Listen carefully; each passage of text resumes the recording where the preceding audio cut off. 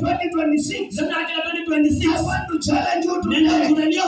Baba Mungu liye naye ako na uweza, ako na uweza kukufikisha, kukuwezesha kupata kile anataka upate.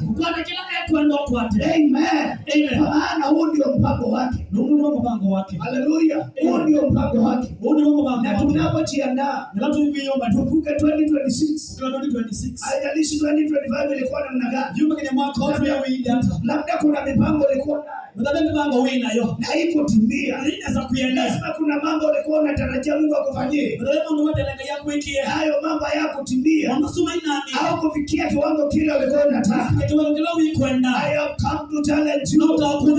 Unapovuka 2026 lazima ujiamini, uamini Mungu aliye naye.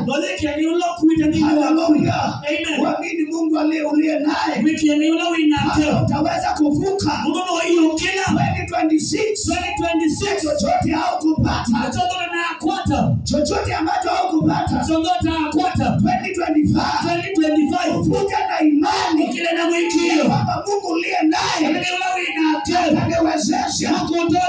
Usione maadui, usione kile kilifanyika, amini Mungu aliye hai, Mungu aliye na uwezo, Mungu aliye na nguvu, kwa maana atakuwezesha.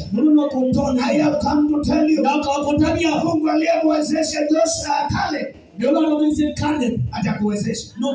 Mungu alituwekitenga hii 2025. Nataka nikuambie, usivunjike moyo. Usivunjike moyo. Maana sisi sio watu wa kuvunjika moyo.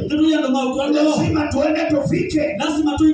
Na tupokee kila Mungu anasema tupokee.